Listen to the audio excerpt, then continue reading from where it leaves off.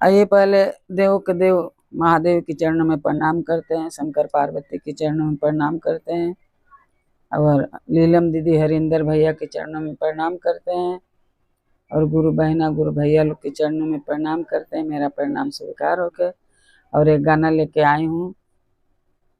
पूरा गाना सुनना, लाइक करना, सब्सक्राइब करना, अपने दोस्तों से शेयर करना और पूरा गाना सुनना।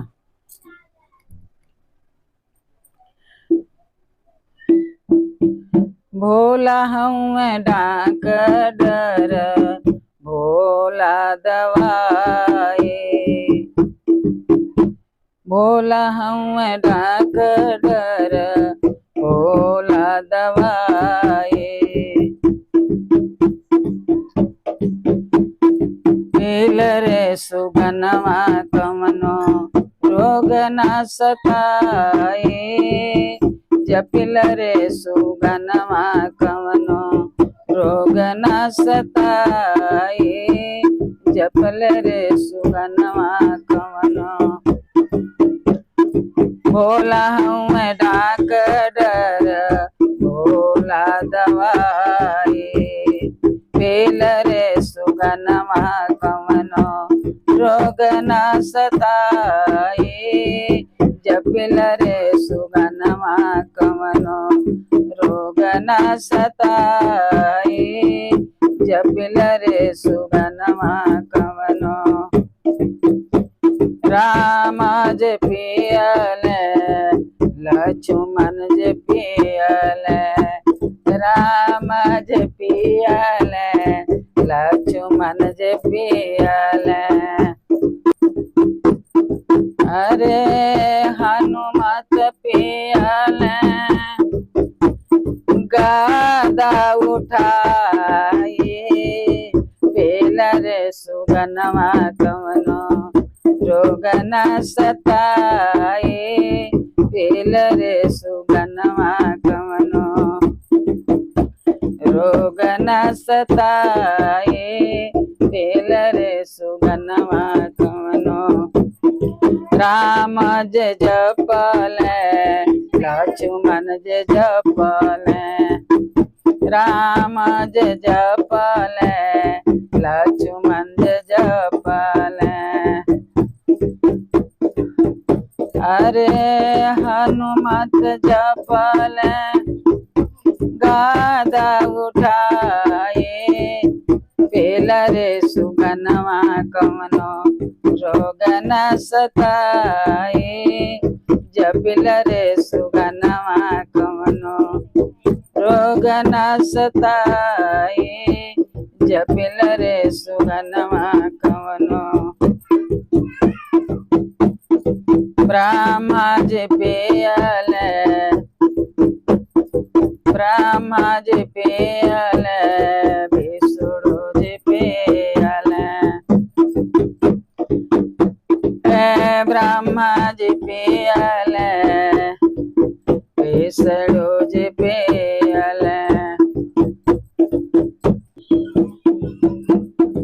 अरे ब्रह्मा जी जपल विष्णु जी जपल। नारद जपल बीड़ा बजाए।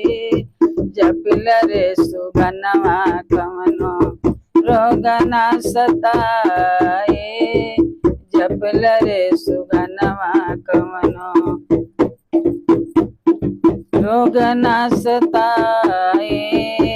जपिल रे सुगनमा कमनो। भोला हूँ मैं डाक डर, भोला दवाए। पील रे सुगनमा कमनो रोग न सताए। पील रे सुगनमा कमनो रोग न सताए। पील रे सुगनमा कमनो। कृष्ण जी पियल बले दाऊ भी पियल। कृष्ण जी पियल बले दाऊ बेपियाल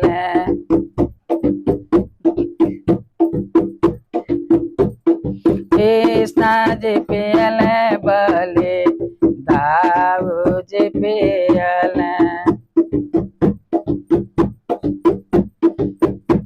अरे राधा जी पियली हाथ उठाए पेल रे सुगनमा कवनो रोग न सताई पेल रे सुगनमा कवनो गौराज जपलेगा रे सोजी जपले गौराज जपलेगा रे सोजी जपले अरे नांदीज जपले नांदीज जपले हाथ उठाए पेल रे सुगनमा कवनो रोग न सताई पेल रे सुगनमा कवनो रोग न सताई पेल रे सुगनमा कवनो रोग न सताई पेल रे सुगनमा कवनो